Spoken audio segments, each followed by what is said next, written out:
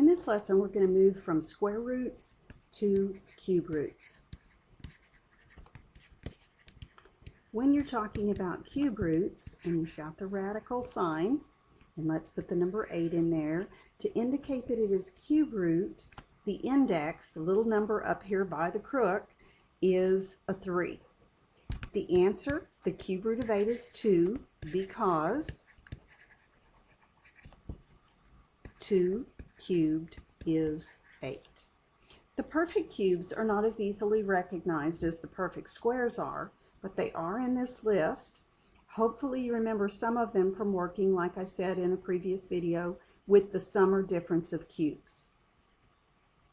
Okay, so when you take the cube root of a number, you have to recognize it as a perfect cube and use this. Once again, you can ask for assistance in your class for your particular calculator. If you're going to take the cube root of x to the third, you're saying what would you have to cube to get x to the third? The answer is x. If you want to know the cube root of x to the sixth, what would you have to cube to get x to the sixth? The answer is x to the second, because x to the second cubed is x to the sixth.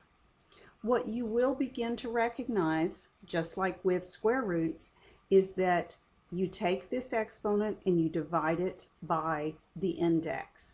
Back with square roots, the index was an implied 2. That's why you were cutting the exponent in half. With cube roots, you're dividing it by 3. So let's take a look at a few problems that involve cube roots. I'll come back to the chart as I need to.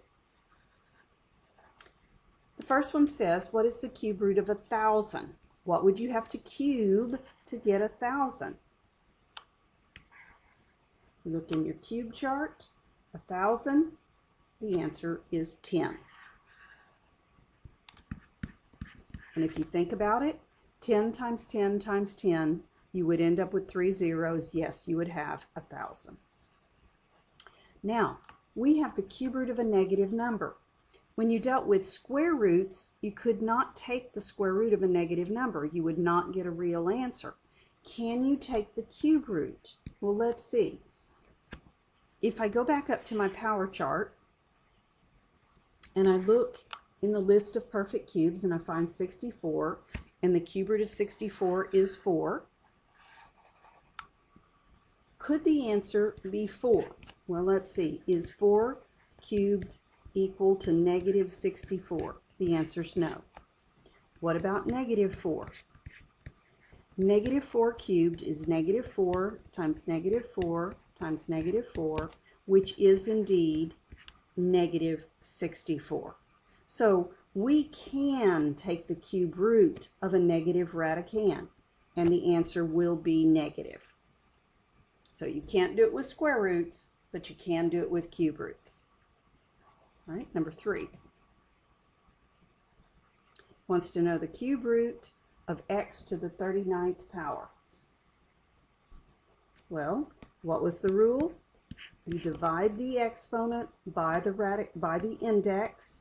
That's going to be x to the 13th.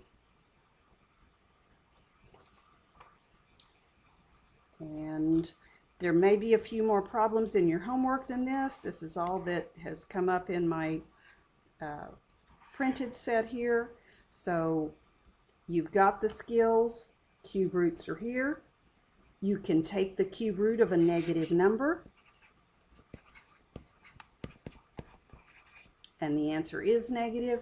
You can take the cube root of a base, as long as the exponent is divisible by the index. We will have a lesson in a little while that helps us figure out what to do when it won't divide in there evenly.